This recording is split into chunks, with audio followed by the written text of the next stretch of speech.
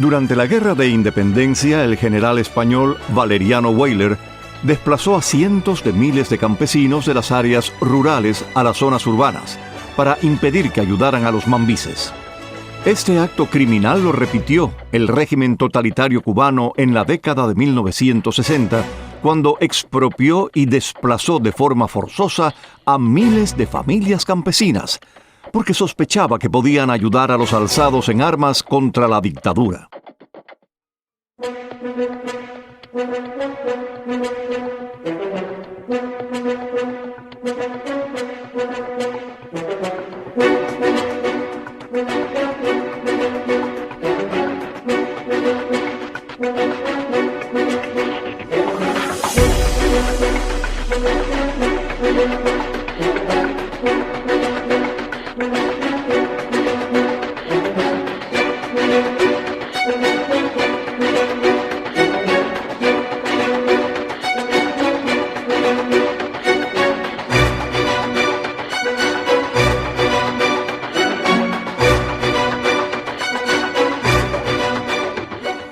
Y yo le dije, bueno, pero esto es igual que la reconcentración de Weyler.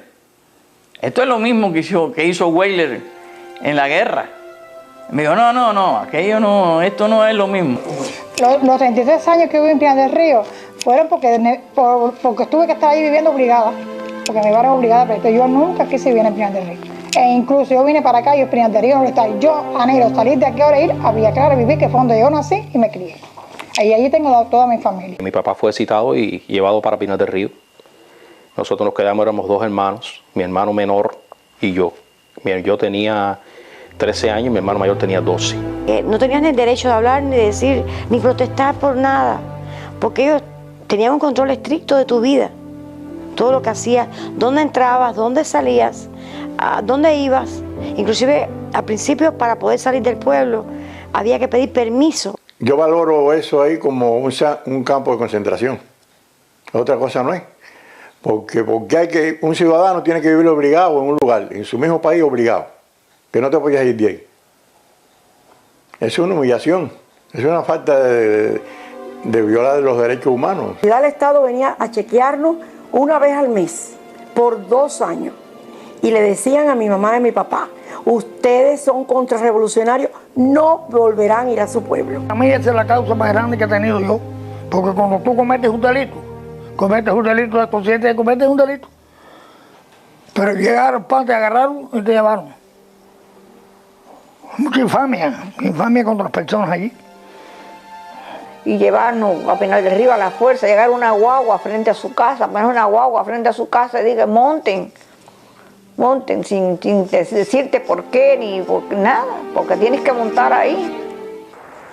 A nosotros jamás nos pasaron por un tribunal.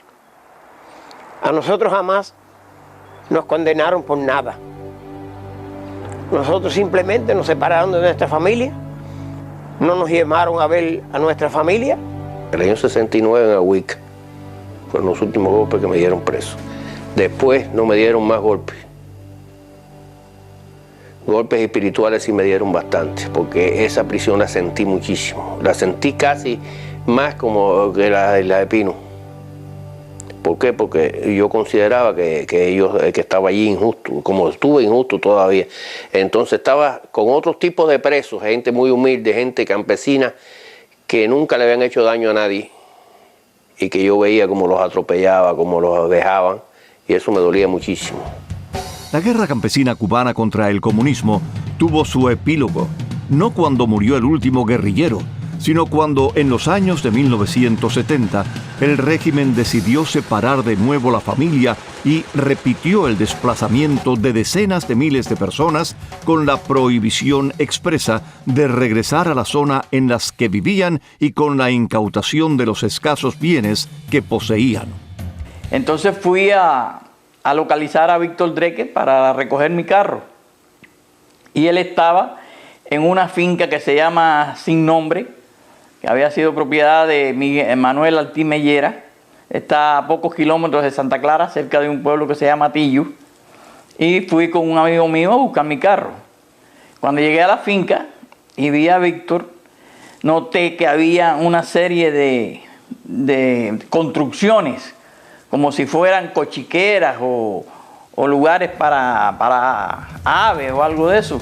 Y le pregunté qué es lo que era y me dijo que ahí estaban metiendo gente que estaban sacando del Escambray. Entramos incluso en una de las naves y eran unas naves largas que le habían puesto unas divisiones de saco o de sábanas, y en cada división de esa había una familia. Niños, mujeres, ancianos, en unas condiciones horribles. Cuando salimos de aquel lugar, yo le dije, ven acá, ¿y esto qué es lo que es? Porque era 1 año y pico, 2 años de la revolución. Me dijo, bueno, estas son la gente que están cooperando con los alzados en el Escambray. Entonces se están sacando del Escambray para que no le den apoyo a los alzados. Mi esposa era una guajira de campo, ella no sabía nada, ella no se metía en política, y mis hijos eran pequeños. Mis hijos no sabían ni nada, ni mi esposa no sabía nada tampoco de lo que yo hacía. Entonces, ellos lo recogieron inocentemente. Ellos no sabían nada, porque todavía a mí, si me ponían una condena o algo, bueno, yo había hecho algo. Pero mis hijos y mi esposa, esos no sabían nada. Esos eran unos pobres infelices que, como campesinos al fin, ni apenas habían salido casi nunca a ninguna parte de población ni nada. Entonces los recogieron, los montaron en una guagua y se lo llevaron directo para el reparto Miramar. De ahí, poco a poco nos fueron sacando en grupo para Pinar del Río. A mí y a unos cuantos, éramos como 50, nos sacaron en una nave, nos pasaron por La Habana. Casualmente, cuando nos pasaron por La Habana, ya la familia mía la habían recogido y estaba en Miramar, en la calle 30, entre primera y tercera, en una casa donde habían 14 familias de la misma zona de nosotros. Mi familia conspiró contra Fidel Castro. Todos fueron condenados y algunos de ellos fusilados o muertos en combate. Ellos fueron a prisión todos y nosotros los menores también de cierta forma fuimos a prisión, a un tipo de prisión que lo que ellos llamaban para protegernos, tener control sobre nosotros. La porra castrista se llevó preso a toda mi familia, las personas mayores, y quedamos solos, mi mamá, mi hermana, mi tío abuelo y yo. Entonces, a los 2 meses de haber pasado eso, aquella zona se convirtió en un hervidero de guardias, arrestando personas por toda la zona. Eso estuvo sucediendo meses y meses en toda la zona. Llegaron un mediodía, llegó un jeep con los militares, pero nosotros no nos preocupamos porque estábamos acostumbrados desde que mi familia estaba presa a llegar a cualquier momento, en la noche, en el día, a decirle algo a mi mamá, y nosotros nos quedamos ahí. Entonces ellos llegaron y nos dijeron, tienen que acompañarnos. Mi mamá dijo, pero vamos a ir todos. Dice, sí, todos tienen que acompañarnos. Mi mamá tenía su tío abuelo que tenía 96 años y ellos le dijeron, él también tiene que ir. Y nosotros nos quedamos ahí impactados porque aquí iba a ir un viejito. Entonces se acercó uno a mi mamá y le dijo, ustedes no van a regresar para acá. Y nosotros nos quedamos ahí, pero bien, ¿cómo no vamos a regresar a nuestra casa? No, no van a regresar más. Cojan alguna ropa porque ustedes no van a regresar más. Y uno de los guardias me dijo, no te preocupes por nada, que aquí tú no vas a volver jamás en tu vida. Y jamás en mi vida volví allí. El tiro de gracia de ellos fue llevarnos a nosotros, quitarnos todas nuestras pertenencias, toda nuestra... donde habíamos nacido, todo lo nuestro. Nos llevaron de nuestras raíces, nos quitaron todo y nos llevaron para el plan especial Campesinas número 2, donde vivimos 2 años. Y mi madre pudo gracias a Dios, soportar todo esto y afrontarlo. Numerosos cubanos decidieron enfrentar el totalitarismo con las armas en las manos, luchando en la clandestinidad y las montañas. Pero lo que nunca imaginaron los guerrilleros fue que el gobierno responsabilizara a la familia de sus actos y, en consecuencia, padecieran represalias como la expulsión de sus casas. Mi papá se mudó a la finca de la Candelaria y está cooperando con los alzados contra Fidel. Y hubo un combate el 15 de agosto del año 63. Ese día se llevaron a mi papá en la mañana y fue bien duro para nosotros como niños verlo, que se lo llevaban esposado. Llorábamos mucho y ellos no tuvieron compasión de nosotros. Más tarde se llevaron a mi hermano Rodolfito, que tenía 14 años en ese entonces. Después, a las 2 de la tarde, hubo un combate donde murieron 12 alzados, que uno de ellos era el hermano de Maro Borges. Allí cayó mi hermano Raulito, Raúl García Rodríguez. Ahí fue un combate en la Candelaria, Melones, que era donde vivíamos nosotros. Como te dije, el jefe de la guerrilla era Maro Borges. Murieron 11 de los nuestros y a 3 nos capturaron heridos y el resto 7 se fueron, que rompieron el cerco por la noche. Ahí fue, ya te digo, un encuentro bien violento y pues nada, en un encuentro de eso tú tienes que esperar cualquier cosa, o mueres en el combate o mueres en el paredón o algo, o una prisión. Estuvimos cercados todos esos días, donde nosotros no podíamos ir al pozo hasta sacar agua, tenía que ser con los milicianos. Fue trágico porque yo tenía 11 años y tenía una muñeca muy linda y la cogieron y la desbarataban y decían, esta es una muñeca imperialista, y yo lloraba y les decía, denme mi muñeca, y aquellos milicianos no me daban la muñeca. Fue bien duro para mí. Había muchas auras y había un mal olor y mi mamá lloraba pensando que ahí estuviera mi hermano Raulito. Y los milicianos se burlaban y se reían mucho en el pozo diciendo que la revolución había hecho tantos logros para que estos campesinos estuvieran luchando contra ella. No dejaban ni acercar a nadie, a ningún vecino, ni tampoco nosotros podíamos ir a casa de ningún vecino. Lo triste de esto era lo que hicieron con mi madre, ¿no? Con niños de 11 meses y de ahí, para el más chiquito de 11 meses.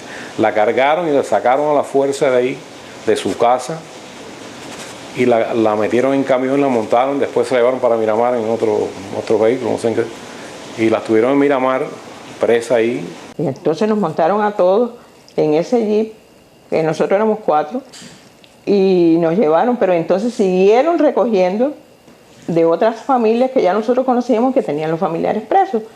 Mi experiencia como niño fue muy dramática, muy mala. A nosotros nos cogieron un 18 de agosto, nos llevaron para Miramar. En Miramar yo tenía solo 11 años cuando eso, tenía otros hermanos que inclusive tenían 11 meses, 3 años, 5 años. Fue bien triste. Fue bien triste porque éramos jóvenes que estábamos allí y no sabíamos ni siquiera por qué estábamos allí. Habían 3 naves, el campamento 1, campamento 2 y campamento 3 que estaba cerca del Cayuco. Y la primera, el campamento 1, estaba cerca de la base de San Julián, frente a la base militar de San Julián. De allí nos llevaron a Consolación del Sur y allí nos reunieron con otros familiares que iban a llevarla también con nosotros hasta completar una guagua. Creo que eran 64 personas en total, entre personas mayores, niños. Y ahí partimos hacia La Habana. O sea, nosotros no sabíamos nada de dónde íbamos, ni por qué sucedía aquello, Y entonces, alrededor de la medianoche, llegamos a Miramar. A partir de ese momento, fuimos allí como presos, tratados con cierta crueldad por las personas que estaban responsables allí de nosotros.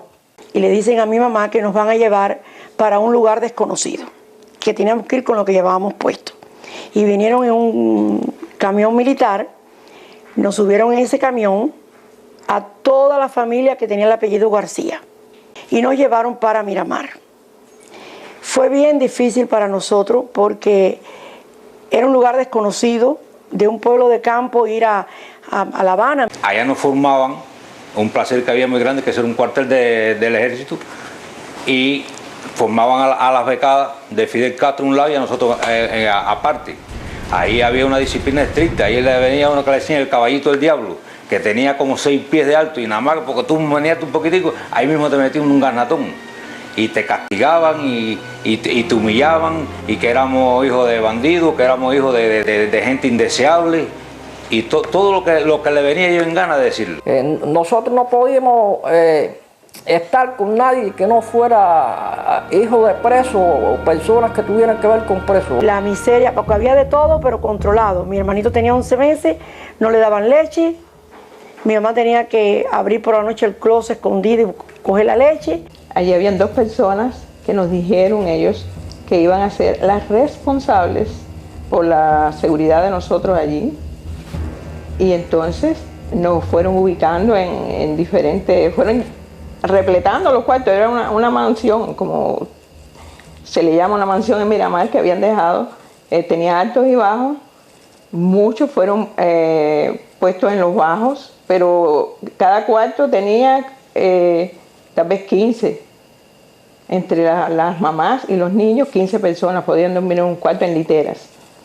En los altos también ubicaron a todas las demás y a nosotros, porque como teníamos el viejito, y ya él era un muchacho, mi hermano era un muchacho ya un joven.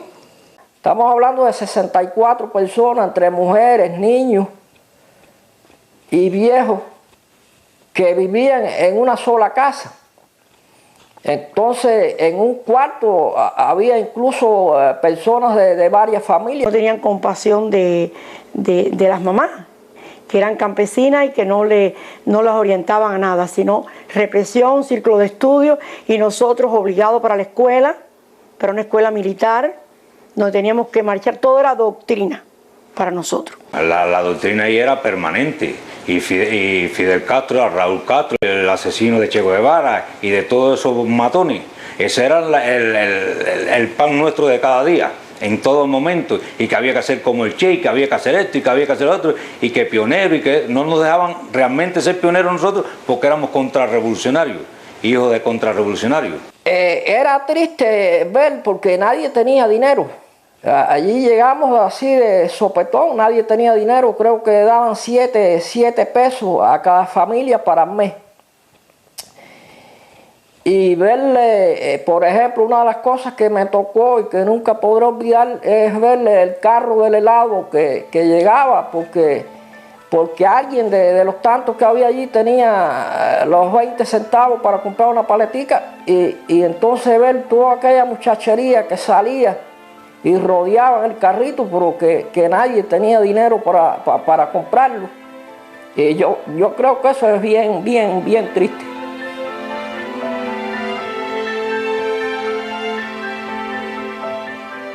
Vivimos 3 años en Miramar. Nosotros vivíamos en calle 22, 308 entre tercera y quinta. Esas eran mansiones de personas que vinieron para acá. Entonces vivían solamente las mamás campesinas con sus hijos, la miliciana responsable de casa y la de la cocina. Nosotros no podíamos comunicarnos con nadie. Ellos nos llevaban y nos regresaban en unas guaguitas especiales que tenían un sello en la puerta que decía Plan Especial número 1. Nos daban ropa diferente a las demás personas. Si nos llevaban a algún lugar, no dejaban que nosotros habláramos con nadie, porque decían que nosotros éramos becadas especiales. Era una doctrina sobre doctrina. En la escuela que tuvimos en Jaimanita eran las maestras Macarenco. Era doctrina desde la mañana, diciendo que nuestros padres estaban equivocados, que la revolución era lo mejor que existía, y si la revolución era tan buena, toda la escuela estaba sin dientes. Porque para mortificar a los padres y a los hermanos presos, ellos nos llevaban al dentista y una carie chiquita se convertía en un diente sacado. Y cuando yo tenía 15, en la parte dura de mi vida, yo no tenía dientes. Y mi escuela era niños de 14, 15, 16 sin dientes. Cuando estábamos acá en el plan especial de campesinas número 2 en Miramar, nos visitaba una señora, yo supongo que era del Ministerio del Interior, y esta persona nos hostigaba. No era a mí, sino a mi mamá era la que ella hostigaba muchísimo. Ella nos visitaba como cada 15 días. Y era ahí todo el tiempo con mi mamá, hablándole y diciéndole por qué sus hijos hicieron eso y por qué no se van al plan de reeducación. Todo el tiempo esa señora era bien fue bien mala con nosotros. A las mamás le daban todos los días, a las 10 de la mañana, a nosotros nos llevaban a las 7 para la escuela Yolanda Rodríguez Díaz, que está en Jaimanita, en la 222. Todos los recuerdos como si fuera ahora. Y le daban círculos de estudio a todas las mamás. Y un día el tema de la composición era logros de la revolución. Y mi mamá es una mujer de un carácter muy firme. Mi mamá se llama Ignacia Rodríguez Deni, tiene ahora 82 años, vive en el Central Cielo Redondo en Pina. Esto es una historia que ella la cuenta tal y como yo la estoy contando. Entonces le dicen a todas las mamás, el título es Logros de la Revolución. Y como siempre en el mundo hay personas temerosas, algunas tenían temor que le fueran a fusilar el marido, o el hijo, o el hermano, y decían cualquier mentira. Pero mi mamá, siendo tan firme, decía, el logro de la revolución es dolor, es tristeza, es desunión de familia, es hijos presos. Transcurridos varios años, cuando el régimen lo consideró conveniente, decidió reunificar las miles de familias campesinas separadas y los hombres, mujeres y niños fueron conducidos con total desconocimiento y sin su autorización a las provincias de Oriente, Camagüey y Pinar del Río, con la orden de que no podían regresar a sus hogares. Ahí nos montaron en una guagua y nos llevaron para Ciego de Ávila. En Ciego de Ávila, como eran tantas guaguas, nos repartieron, nos pararon y iban llamando y nos iban repartiendo para distintos pueblos en Camagüey. Nosotros nos caímos en Pina. Cuando caímos en Pina, a la orilla del tanque agua, había un pueblecito que crearon para nosotros. Y llevaron 26 familias de presos. 26 eran comunistas y 26 eran presos. Y cuando llegamos a Pina, fue una experiencia otra vez desoladora. O sea que era de un golpe, sobre 3 años de golpe tras golpe. Y cuando llegamos a Pina, no teníamos comida, no había agua potable, no había corriente, no teníamos dinero. Tú sentías por el patio, por los patios, pegando los oídos a ver si estábamos hablando nosotros. ¿Y qué estábamos hablando? A cualquier hora pasaban. Y nos llegaban a decir, mira, estos son contrarrevolucionarios, son asesinos. Eso es verdad que lo hacían así. La gente, los que estaban ahí, no nos daban los buenos días a nosotros. Se nos vigila, se nos chequea, se nos interrumpe la tranquilidad en nuestros hogares. Y somos víctimas de atropellos, de detenciones, de citaciones por parte de este régimen, por tener ideas opuestas al gobierno, por ser hijos de presos políticos. Nosotros no teníamos para dónde ir porque mi familia no estaba en Sandino. Nos permitieron, bajo la supervisión del Ministerio del Interior, ir a vivir con mi hermana Julia Esther Rodríguez, cuyo esposo había sido fusilado, Lázaro Anaya, había sido fusilado por la misma causa de nosotros. Estuvimos muchos años bajo la supervisión del Ministerio del Interior. Nos visitaba una señora para estarnos chequeando constantemente. Y que la familia las traerían para vivir en ese pueblo permanentemente. Y así lo hicieron. El otro día llegó una señora, Luces Díaz de Villegas, era la capitana, jefa de las mujeres presas. También junto con el capitán, ya para distribuir, que iban a traer las guajiras del Escambray. Nos dijeron ya. Entonces empezaron a hacer el pueblo, hicieron las primeras 300 casas y ahí empezaron ya a traer las esposas de nosotros para ese campamento. Después fueron agrandando el pueblo, ya según iban agrandando el pueblo, iban trayendo más campesinas del Escambray hasta que llenaron casi el pueblo, que le pusieron Ciudad Sandino. A principios de la década del 70, el régimen una vez más desplazó de manera forzosa a los campesinos y posteriormente a sus familiares. Al poco tiempo de estar en mi pueblo natal, Nicaragua, al lado de mi familia, que pensaba reconstruir mi vida, que pensaba conseguirme un trabajo, hacer la vida normal de un ser humano, me volvieron a recoger. Esta vez sin hacer nada, sin haber ni comentado en contra de la revolución. Y fui a cumplir otra prisión muy distinta a la primera. Un buen día, el día 15 de diciembre del año 71, cuando ya no había alzado en el Escambray, cuando ya no había nadie, cuando nadie escuchaba, cuando no se oía casi nada. Entonces, trabajando en la casa, se aparecieron, dejaron una perseguidora toda la noche en la orilla de mi casa. Por la mañana me llamaron, me montaron en la perseguidora, me llevaron para Mataguá y me dijeron que era una reunión que tenían allá con nosotros en Santa Clara. De ahí nos llevaron en camiones para Santa Clara, para Cubanacán. Allí en el Cubanacán nos trancaron, nos dividieron en grupos y nos dividían por una soga y estábamos vigilados de alta seguridad cuando éramos hombres desplazados, que no sabíamos exactamente qué pasaba, por el Ministerio del Interior y por perros, los dos tipos de perros, los perros pastores alemanes y los perros del Ministerio del Interior. Se para frente a mi casa y sale la mujer mía y me hizo así, digo, oye, que voy preso otra vez, me llevan preso otra vez, esto no se ha acabado.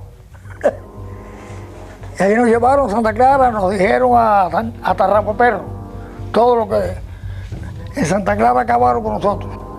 Allí encontré varios amigos míos de distintos lugares que habían sido presos también.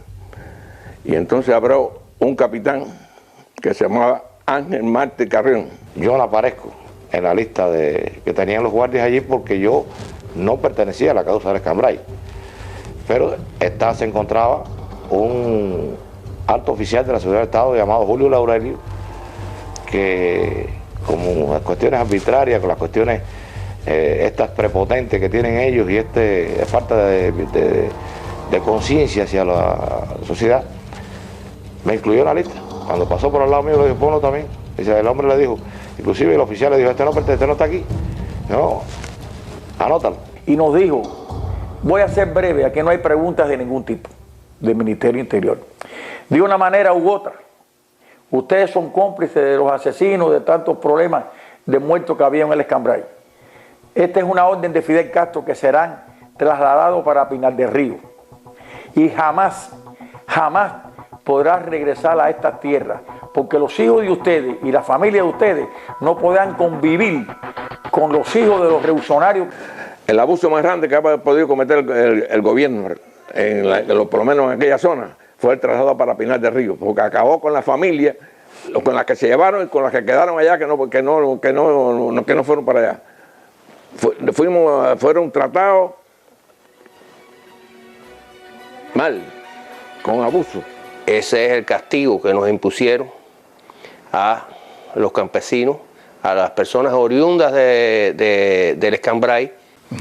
Bueno, pues 5 meses después más o menos 5 meses después de la primera recogida, hicieron otra recogida que caí yo, que esas fueron a recogernos a la casa. Nos llevaron para Santa Clara y ahí fue igual, la descarga y que ustedes son estos y aquí no pueden vivir más.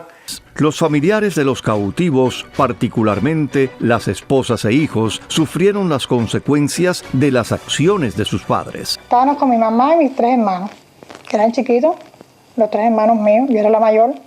Nos quedamos solitos con mi mamá. Cuando sacaron a mi papá de la casa, nosotros no sabíamos cuál fue el destino de mi papá ni para dónde lo llevaron. El hermano de mi mamá fue 2 veces a la Seguridad del Estado de Santa Clara y no le dieron nociones de dónde estaba mi papá.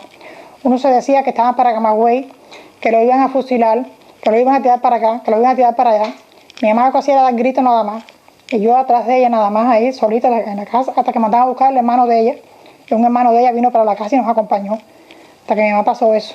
Entonces después vinieron a la casa y se llevaron, nos intervinieron todos los bienes de la casa. Son cosas que no quisiera recordar nunca en mi vida, sinceramente. Mi mamá le dijo,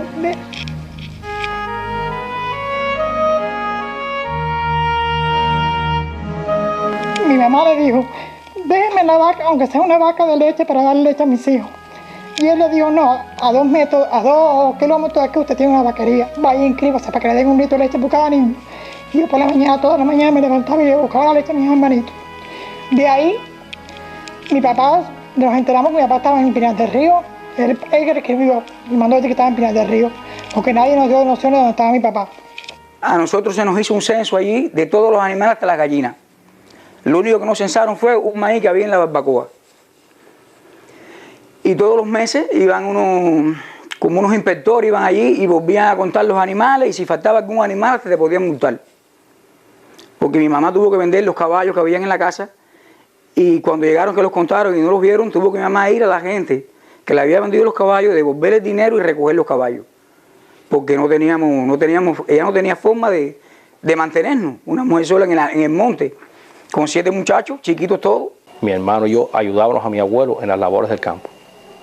Íbamos a la escuela. En ese momento yo estaba estudiando en una escuela lejos de mi casa, en una escuela interna, en un lugar que se llama Topes de Collante. Y al estar en Topes de Collante y las autoridades de la escuela saber que mi papá había sido trasladado para Pinar del Río, nos reunieron inmediatamente a todos, yo en Topes de Collante sin saber que mi papá había sido llevado para Pinar del Río. Nos reunieron a todos los que estábamos en esa escuela, que los padres habían sido tratados en la misma situación. Y nos dijeron que nosotros que no teníamos condiciones para continuar en la escuela. Y inmediatamente, al día siguiente, nos enviaron para nuestras casas. Porque dijo que había venido una orden superior de que nosotros no podíamos, como estábamos estudiando para maestros y no teníamos entonces la preparación política. Me pasé el día llorando porque me llevaron a mi marido y a mi hijo, que yo pensaba que a mi hijo con esa edad no me lo iban a llevar. Esa es la verdad. Pero bueno, lo resistí como todo, porque lo resistí porque no me quedaba de otra. Con muchas más que estaban juntas todas allí, todas compañeras allí del dolor, porque todas fue un dolor, porque nosotros no pensábamos que llamarlos a ellos a un estadio fueran para llevárselos y después decirnos, ir a nuestras casas a decirnos, ellos, ustedes no pueden saber para dónde van, porque ellos van por un lugar que ustedes no lo van a ver más. Era una tortura constante aquello. Acuérdese, mi hijo era muy joven. A mí me separaron de mi padre sin ningún tipo de motivo, sin él haber hecho nada, a la edad de 2 años, que ahí se lo llevaron para los pueblos cautivos, que eran campos de concentración, que se llamaba Ramón López Peña. Yo tenía 2 años de edad aproximadamente cuando se trasladaron a mi padre para Pinar del Río, un traslado forzoso a construir el pueblo donde iban a vivir los presos políticos. Ahí quedó mi mamá con 6 hermanos míos más, yo era uno de los más chiquitos, solo, sin nada, sin ningún tipo de ayuda. Bueno, vivimos gracias a nuestra familia, porque a mi mamá le quitaron todas las tierras de mi papá, e incluso los bienes que habían sembrado el gobierno se los cogió todo. Todo se los cogió. Mi abuelo luchó por quedarse con él y le dijeron que no. Todo se lo quitaron. Nos quedamos con la ayuda de los hermanos de mi papá, que fueron muy buenos con nosotros. Nos mantuvieron ahí hasta que vinimos para Pinar del Río. Me quedé allí con los 2 niños. El niño tenía 9 meses. Figúrese cómo yo me quedé. Al otro día llegó un agente del ministerio, que si nosotros estábamos de acuerdo a seguir los maridos, que allá irían a hacer un pueblo porque ellos lo iban a evacuar.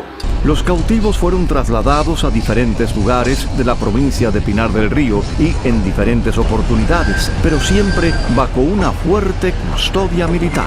Habían muchos militares custodiándolo. Inclusive nosotros no podíamos entrar por el tren ni podíamos caminar por dentro del tren. Eso los militares no dejaban moverse a nadie ahí, nada más que a ellos nada más. Y ellos no podían ni moverse en sus asientos porque no los dejaban. Nos llevaron en un tren, los trenes iban con los boquitoques grandes aquellos que no sabían lo que era, y entonces era aquello avisando, tal carro está bien, la gente está bien. Cuando íbamos al baño, iba un guardia con nosotros, aquello era una extrema seguridad, peor que la que nosotros nos trajeron de Isla Pino para Cuba. Entonces ahí cuando llegamos a San Cristóbal, nos pusieron en un chucho de caña para no ponernos en el pueblo, y ahí en el chucho una gente salieron para Sandino, que era el pueblo de presos primeramente de los primeros grupos, que los habían repartido para Morumpina, para distintos lugares, y ahí metieron un grupo y a nosotros nos dejaron en San Carlos, que era una prisión de Antigua, que la habían quitado, o los viejos los llevaron para la Coronela, para que trabajara en granja de pollo, y otro grupo más joven llevaron para San Carlos. En la prisión de Fajardo donde fuimos llevados, el pequeño grupo que nos llevaron en ese entonces, porque ya habían, los grandes grupos ya los habían llevado antes. Fuimos notificados de que teníamos que comenzar a ganarnos, fíjate, el privilegio de poder vivir en Pinar del Río. Eso era ridículo, ¿no? Porque fuimos llevados prácticamente amarrados. Entonces cuando llegamos allí a San Carlos, que nos zumbaron allí, llegó a un militar, dijo, ¿en qué barraca están ustedes? Y entonces le contestamos con un grupo, no, barraca no, galera. ¿Cómo galera? Ustedes no son presos. Entonces, ¿qué somos nosotros? Si nuestros familiares no saben todavía dónde estamos nosotros, porque la familia no sabía dónde nos habían llevado. Duró 15 o 20 días que supieran dónde estaban. Entonces algunos le dijimos, no, esos son galeras. No, esos no son galeras porque las galeras son de presos. ¿Y qué somos nosotros? No evacuados. Entonces evacuados, ¿dónde fue el ciclón? Encerraron en lo que se llama Briones Montoto, Antonio Briones Montoto. Que cuando yo llegué no era Briones Montoto, sino sencillamente se estaba construyendo Briones Montoto. A mí me dieron el apartamento que daban ellos en el año 76, finales de 76. De ahí trajeron a mi familia y empezamos a vivir en ese pueblo, como pueblo ya. Ya nosotros llevamos varios años ahí y habíamos hecho relaciones. Al principio fue muy hostil la relación con las personas de ahí del área de lo que era Briones Montoto, de la zona del campo, de Marcos Vázquez, que se llamaba Chamizo, porque bueno, tenían una serie de, nos habían hecho una serie de acusaciones para aislarnos de la población, porque aquellos campesinos realmente eran personas muy buenas personas, nos tenían pánico. Bueno, allí estaba San Carlos, estaba Briones Montoto, que es en el pueblo de La Soba, y después se llevaron para Miraflores otro grupo. De ese grupo de nosotros, los 1800, hicieron 3 pueblos. Miraflores en Camagüey, Briones Montoto en Pinar del Río, sé que Pinar del Río, y Ramón López Peña en San Carlos, que era como se llama eso, San Carlos.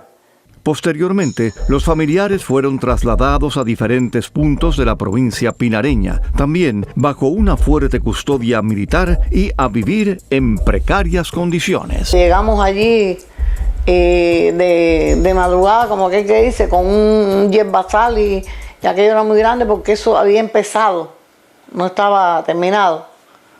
Con los muchachos, los mosquitos eran así de este tamaño, nos dijeron que eso iba a estar amueblado todo.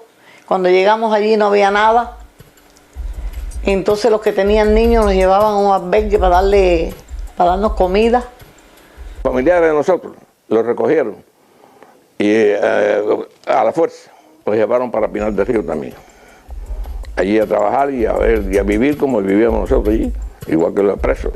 En el año 71 yo apenas tenía 3 meses, no tenía conciencia en esos momentos, pero a lo largo del tiempo me he dedicado a preguntar por qué Derby Fernández, nacido en Trinidad, tenía que vivir en Pinar del Río.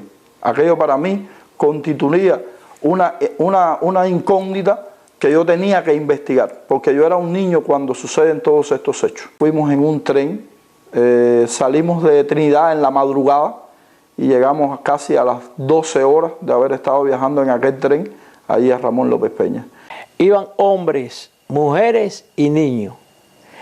La mayoría iban amarrados, porque eran personas que no querían montarse en el tren, porque no querían irse de su lugar donde ellos habían nacido y se habían criado, de su pueblo. Pero los subieron en el tren obligados y amarrados en su inmensa mayoría, donde arriba del tren ellos no lo dejaban ni moverse de sus asientos. Aproximadamente a las 8 de la noche nos montaron a todas las familias en un tren. El tren de las familias delante y el tren de las mudadas iba atrás. Y así llegamos a Pinar del Río al día siguiente por la mañana. Eso fue el 27 de enero de 1977. Ese día yo cumplí 3 años de edad. Fueron los días más amargos de mi vida. Porque a punta de bayoneta también nos metieron en el tren aquel, donde los policías y los milicianos solamente lo que hacían era vigilarnos todo el viaje hasta que llegamos aquí a este pueblo de Brión Montoto. Después que salimos de ahí de la terminal de Santa Clara, se presentó un problema que tuvieron que hacernos un transborde de tren. Y cogieron a la niña de 4 añitos por el bracito, que yo no sé cómo no se lo arrancaron la policía. Y yo me les encaré y les dije, ¿por qué la cogen así si ella no es ningún animal ni nada de eso?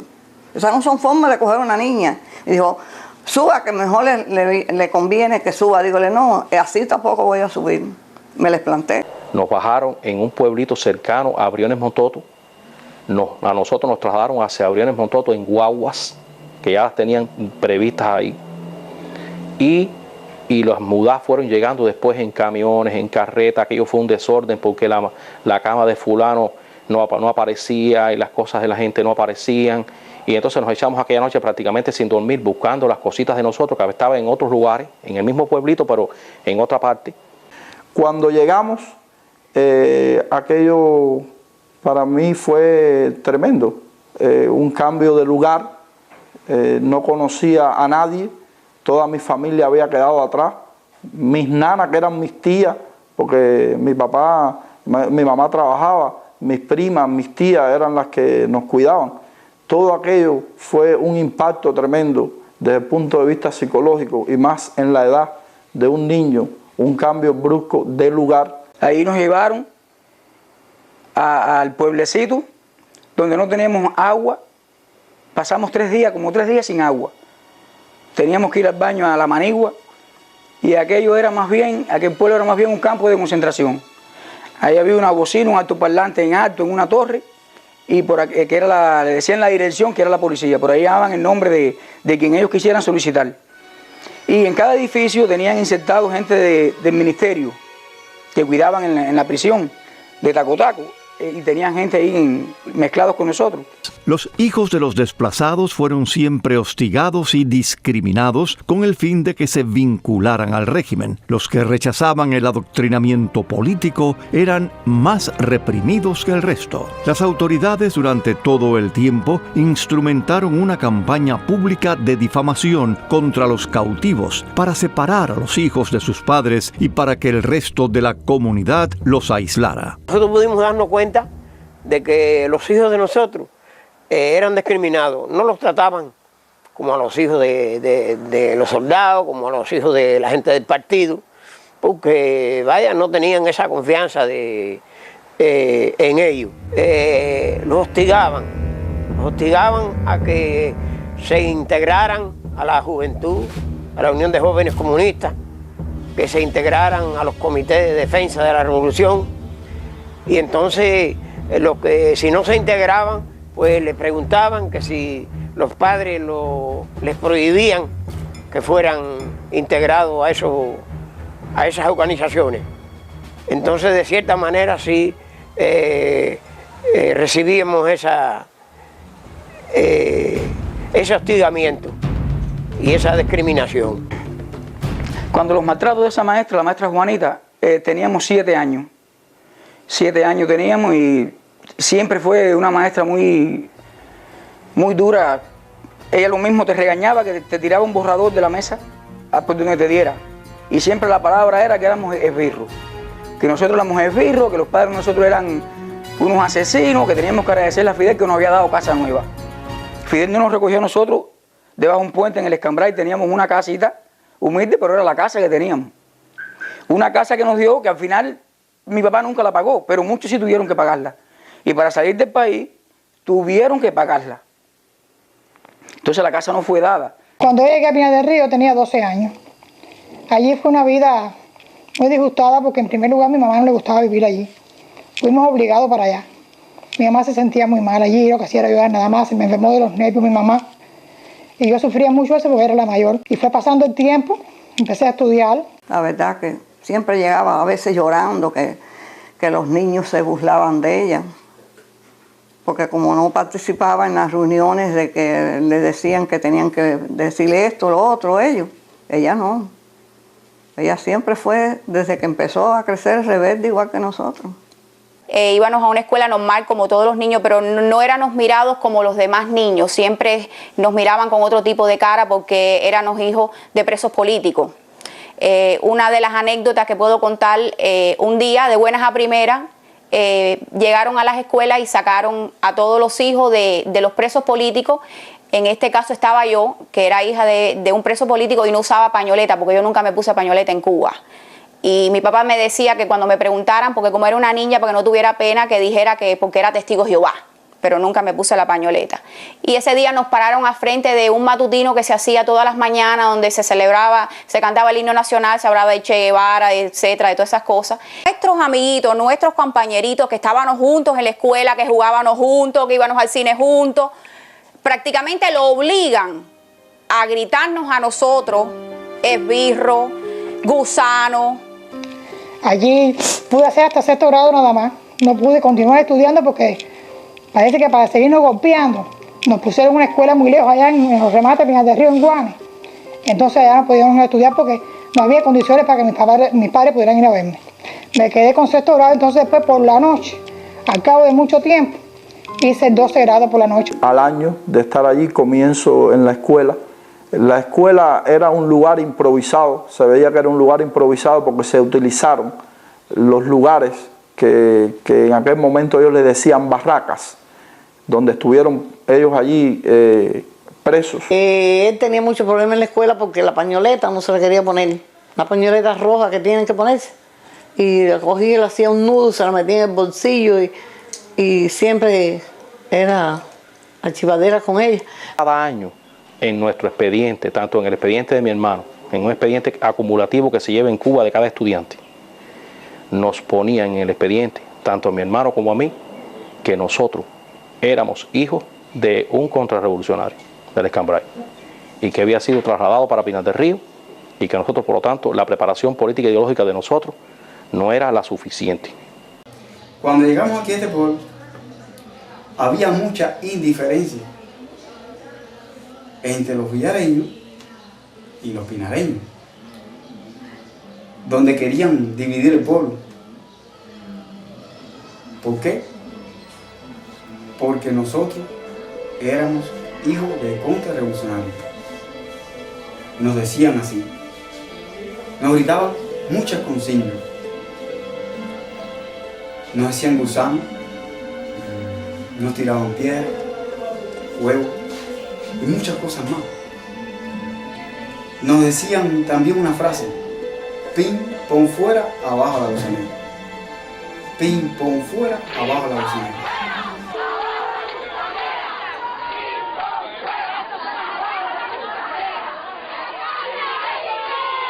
Eso ocurría vez tras vez. Y nosotros sufriendo los atropellos aquellos, sufriendo esas doctrinas, esa frase que los pinareños aquí nos decían, solamente por un solo delito, porque no pensaban igual que ellos. Debido a eso, se nos ha imposibilitado mantener una vida adecuada en nuestro hogar. Entonces siempre me la estaban maltratando, me la sacaban de la fila. Le mandaron a quitarle una vez una cadenita que ella tenía con una virgencita. Y ella dijo, ¿por qué yo me la voy a quitar si mi mamá me la puso? Y no se la quitó. Por ejemplo, yo tenía puesta siempre una cadena de la Virgen de la Caridad del Cobre, y un día en la escuela una maestra me dijo que tenía que salir del aula que porque yo tenía puesta esa medalla. Y yo le dije, porque yo soy católica y yo creo en ella y no me la voy a quitar. Y que porque iba a la iglesia todos los domingos. Y le dije, bueno, porque yo voy a ir a la iglesia todos los domingos, porque yo creo en Dios y yo voy a la iglesia todos los domingos. Me llamaron a mí a la escuela y yo dije, no, nosotros no. Ella no tiene que quitarse ese santo, nosotros somos religiosos. Por lo tanto, si ustedes no se la quieren ver, no se la miren. Pero ella no se la va a quitar y no se la deje que se la quitaran. Y fue una cosa aislante. Cuando empezó la escuela, las maestras que pusieron eran unas maestras que venían a adoctrinarnos. Y adoctrinarnos de tal forma que era desde un cocotazo hasta una galleta, nos sacaban afuera y cuando los aviones pasaban nos decían, iba papá Fidel.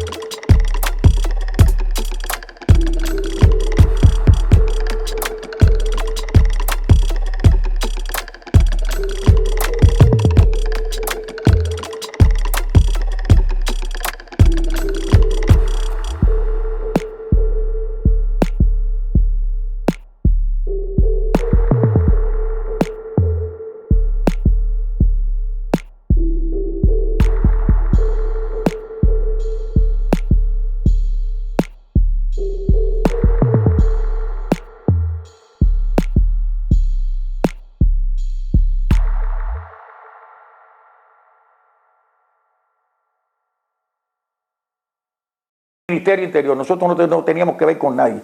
Tuvimos hermanos en el ministerio todo el tiempo. Yo allí mismo, en el pueblo de Briones Bototo, yo no me encontraba con libertades porque yo estaba preso. Porque había que mirar para el lado. Para salir de allí había que pedir permiso. Para ir a Las Villas tenían que darte un pase. Y si venía a pasar un día, el otro pase lo tumbaban. Había una cosa que decían la dirección. En esa dirección regía un grupo de seguridad de Estado que atendían a nuestros padres y a nuestros abuelos. Ellos usaron la estrategia de que en los mismos edificios donde vivíamos nosotros ponían personas militares que habían sido y que en ese momento eran los carceleros de nuestros padres al llegar a Pinar del Río. Y nos encontrábamos presas todas. Ahí nadie de los que fuimos nos llevaron para allí, todas nos encontrábamos presas. Era el dolor que teníamos nosotros, de que nos encontrábamos presas allí. Yo viví en Briones Bototo 33 años. Los primeros años de vida fueron años difíciles. En primer lugar, que sí fuimos perseguidos. Incluso mi papá nos llevaba una vez al año a Villa Clara a ver a nuestra familia. Y mi papá tenía que pedir un permiso y decir los días que iba a estar en Villa Clara para poder estar en Villa Clara. Y si nos pasaban un día, había que presentarse en Seguridad de Estado de Santa Clara y decir por qué nos íbamos a quedar un día más allí. Éramos perseguidos, nuestros padres nuestra familia fue identificada allí por cosas malas, que eran acá, que eran asesinos, que eran violadores, que eran esto, que eran lo otro, y aquellos vecinos, que después los fuimos conociendo y fueron buenos vecinos, tenían miedo de nosotros. La relación de nosotros con los campesinos de esa zona, de la zona de López Peña o San Carlos, a principio fueron tensas. ¿Por qué? Porque los funcionarios del gobierno visitaron todas las casas de los campesinos en esa área y les decían que nosotros éramos los asesinos del Escambray. Allá dijeron que nosotros, los maridos de nosotros, eran violadores de niñas en el Escambray, que eran gente mala y entonces las mujeres llevaban los niños aguantados por las manos cuando pasaban por aquel albergue, porque dice que tenía mucho miedo no fuera a hacer que le fueran a agarrar a una niña de esas. Y pasó el tiempo y ellos se dieron cuenta que eso no era así. Se enfermó el hijo mío, tenía 9 meses. Yo le pedí pase a un señor llamado José, que era del Ministerio del Interior, pero no me acuerdo del apellido ahora. Y me dijo que si yo era médico para ir a ver el hijo mío que estaba enfermo. Yo le dije, no soy médico, pero soy padre. El trauma mayor que teníamos nosotros como desplazados que llaman, ellos nos llamaban a nosotros evacuados inclusive, nos llegaron a llamar evacuados. Realmente éramos presos. Por un pueblo cautivo éramos presos, no es que estuviéramos desplazados. Estábamos bajo un control del Ministerio Interior. Era precisamente estar bajo el control del Ministerio Interior que nuestros hijos se criaran allí como hijos de presos y fueron marginados, perseguidos la mayoría. No, inclusive cuando ya estaban en la edad de coger carreras de universidades, pues estaban limitados, no podían aspirar a nada, si no se vendían al enemigo como decimos nosotros, y no, la mayoría no lo hicieron. Trabajo de 15, 16 horas al día, en lo que fuera. O sea, ellos te mandaban a trabajar, a lo mejor ibas a trabajar a la caña, a lo mejor ibas a trabajar a limpiar basura, a lo mejor ibas a recoger madera, pero tenías que trabajar 15 o 16 horas vigilados constantemente por la guarnición. Bastante mal vivimos, no podemos decir que vivimos bien allí. Y sobre todo saber que tú estás a la fuerza en un lugar, y tú eres una amiga de la libertad, eso te choca mucho. Eso te llega a poner muy mal, muy mal. Cuando había cualquier actividad de ellos política, nosotros teníamos que estar resguardados. Por lo menos mi esposo, que era el que era preso político. A nosotros no nos dejaban salir del pueblo. Inclusive una ocasión, cuando el 26 de julio fue en Artemisa, decidimos irnos ese fin de semana para otro pueblo cautivo, Sandino, que estaba en los extremos más occidentales de la provincia de Pinar del Río, y allá lo fueron a buscar la seguridad de Estado. Nosotros teníamos un carro particular, una máquina particular, un View, se lo quitaron y se lo llevaron preso para San Cristóbal y lo metieron en una celda desnudo por 3 días. Ahí estando en los pueblos cautivos ya, yo fui soltero, terminé casado y con 3 hijos. Bueno, tenía 4, el último nació, pero el primero nació en las villas. Yo no conocí a Julio, fue una experiencia muy difícil porque uno viene con una idea, yo era muy joven, con una idea de otras cosas que estaban sucediendo y la verdad no se conocía. Y aprendes y ves muchas cosas que son bien desagradables, el trato. Por ejemplo, cuando yo me casé con Julio, muchas personas no me miraban la cara, no me querían tratar, miraban la cara cuando yo pasaba, nos trataban mal, cosas que nosotros a veces hablábamos, quizás con amistades o en privado. A los 2 días venía un agente de seguridad, por ejemplo, y llamaba a Julio y le decía, tu esposa dijo tal cosa, tu esposa está haciendo un comentario que no debe hacer. Era constante amenaza, constante miedo.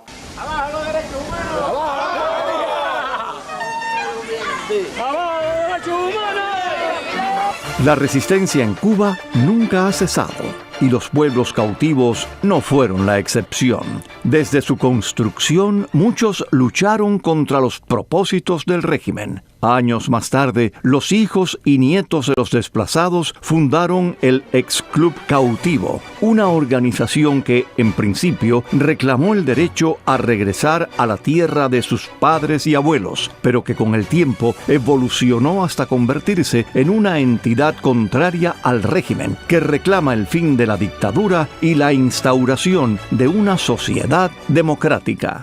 El hombre que organizó la resistencia en todos los pueblos cautivos, no podemos olvidarlo jamás. Ya él murió, nuestro queridísimo compañero de prisión, Jesús Pérez San Blas. Si Jesús Pérez San Blas estuviera presente, él fue el creador de eso. Vamos a captarlo, vamos a hacernos de la vista gorda en algunas cosas que hagan ellos, pero vamos a hacer que esa gente piense como nosotros. Ese fue Jesús Pérez San Blas. En la década de los 90 fue creado en el pueblo cautivo Ramón López Peña de la provincia de Pinar del Río el grupo Ex-Club Cautivo, con el fin de reclamarle al gobierno de Fidel Castro las tierras que fueron quitadas a nuestros padres y a nuestros abuelos. En ese grupo participamos un grupo de jóvenes como Luis Rodríguez Santos, Luis Piñeiro y el que les habla. Teníamos relaciones con algunas personas o grupos de derechos humanos que operaban en La Habana y en Pinar del Río, y ellos fueron los que nos ayudaron a nosotros a darle lo que es ya la forma, la estructura legal. La primera actividad que hicimos fue tratar de inscribir o de registrar el grupo de Club Cautivo como una organización no gubernamental, pero el gobierno, por supuesto, nos negaba constantemente esa petición. Entonces fue cuando más confrontación tuvimos con la seguridad de Estado, que siempre nos estaban citando y una vigilancia constante a todo lo que hacíamos. Y un día nos citaron a la policía, pero no era la policía, era de la policía, nos pasaban para la sede de la seguridad de Estado, para la oficina. Y Andrés Hernández, Raúl Meriño, más conocido por Garebachi, y el mayor Pío.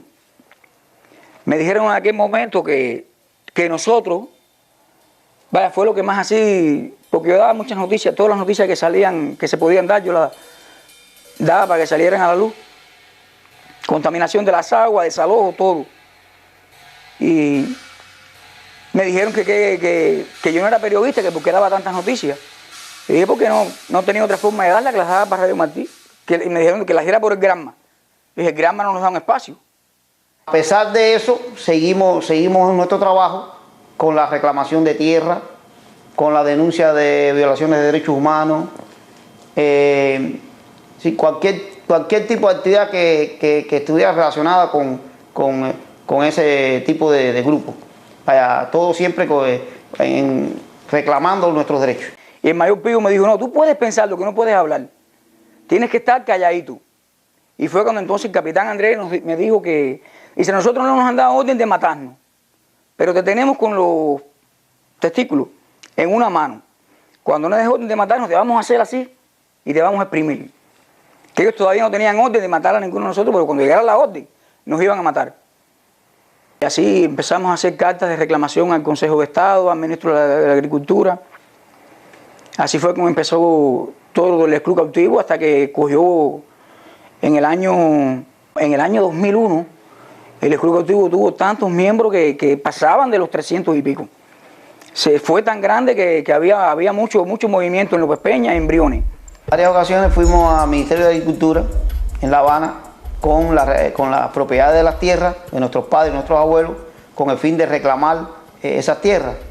Pero en ningún momento nos dieron una respuesta satisfactoria. Solamente nos dijeron que esas tierras habían sido confiscadas a nuestros padres por atentar contra los poderes del Estado, pero no nos dieron tampoco un documento que oficializara eso. En una ocasión, debido a las reclamaciones de las tierras que habíamos hecho, citaron a varios de los firmantes de las cartas, y entre ellos a Arlán Beltrán, que era el divulgador del Club de los Pueblos Cautivos. Y Arlán pasó una casetera pequeña en un bolsillo que pudo grabar lo que le decían. Y una de las cosas que le dijeron ahí fue que, porque no se reunió ningún Ministerio de la Agricultura, fueron 3 agentes de la Seguridad de Estado los que estaban allí, que le hacía una pregunta a uno y le preguntaba al otro, y así le fueron diciendo. Y entonces le dijeron a Arlán, porque él hizo la reclamación de las tierras de sus abuelos, y le dijeron que ni sus abuelos, ni su padre, ni él podían tener nada en este país, que para que 11 millones de habitantes vivieran con seguridad y libertad en Cuba, ustedes, tus hijos y los nietos de tus hijos van a estar siempre vigilados y hostigados así, para que 11 millones de habitantes pudieran vivir en libertad. No sé a qué le dice libertad. La represión no ha terminado, pero muchos verdugos fueron convencidos por sus víctimas. Represores acogidos por los reprimidos. La mentira se ha ido desvaneciendo y los crímenes cometidos contra los cautivos y sus hijos, la historia los ha condenado.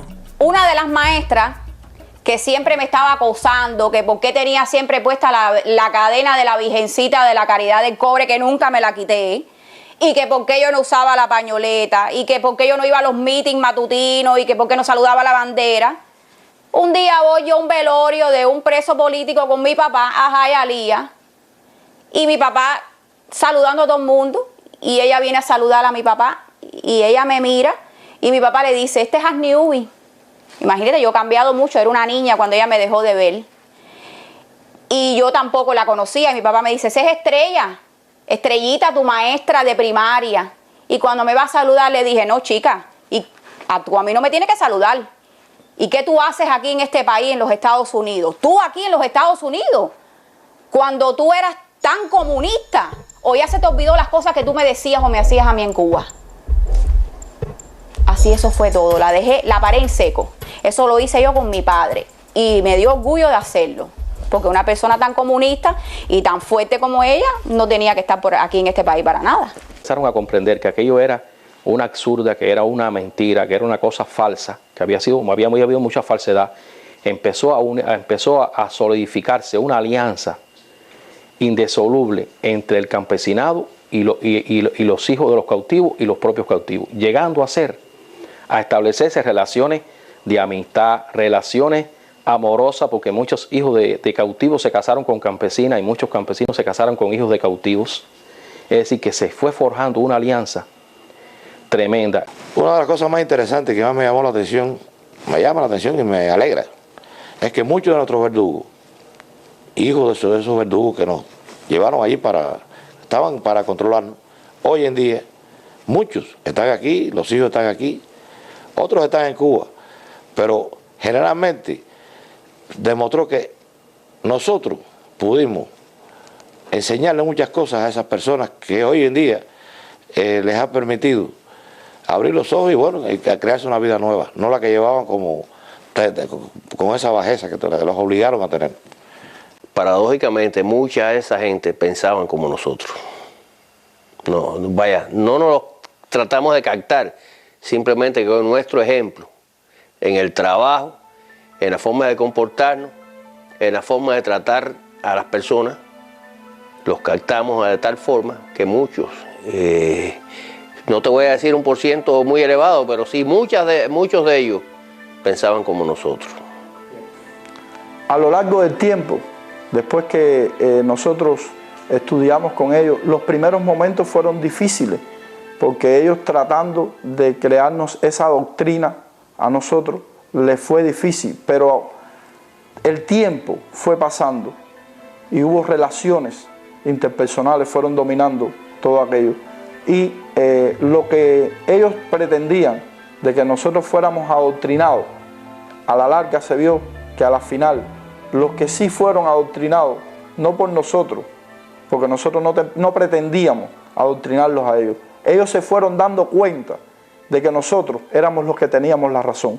Y muchos de esos hijos de militares hoy están en los Estados Unidos, otros están en Cuba, pero el tiempo nos dio la razón y muchos de ellos hoy no piensan ni están de acuerdo con el régimen de Fidel. Inclusive uno no sabía ni a qué le tenían miedo. Vivir con miedo no es fácil. Vivir que uno sabe siempre que está bajo control, que uno está controlado, que está espiado. Esa prepotencia que tienen los agentes del Ministerio del Interior y de la Seguridad de Estado para tratarte, para dirigirse a uno, no sé, todo fue muy difícil, todo fue difícil, todo. A pesar de todo eso, con todo eso, éramos más libres que el resto de la población cubana, sin lugar a dudas. Porque nosotros ahí podíamos hablar más libremente, estábamos entre gente de nosotros. Yo puedo decirle que allí hubo muchas cosas dolorosas, y sobre todo la hija de un amigo de nosotros, Valentín, que se tiró de un segundo piso porque no aceptó nunca ir para allí. Pero de esas cosas había muchas más, muchas, había dolor, llanto, hubo enfermos, de todo, porque es que nadie nos fue aquello tan cruel. Porque es que nadie ha podido asimilar todavía por qué esa crueldad que usaron con nosotros. Y que el pueblo, que el mundo nunca lo haga. Por eso estoy tan contenta que ustedes hagan algo, que se sepa esto, que el mundo lo sepa. Hay personas dentro de Cuba hoy en día que no conocen de esos pueblos cautivos. Y uno estaba dentro de Cuba y no sabía que eso existía, ni cómo eran esos hombres, ni el valor que tenían. Y esa experiencia como que sí te marca. Y te marca definitivamente para bien, porque conoce gente que sí, o sea, son muy valientes, gente que vale la pena, y gente que estaban luchando con una idea y la seguían hasta el máximo, y seguían con sus ideas y no se dejaban, o sea, adoctrinar.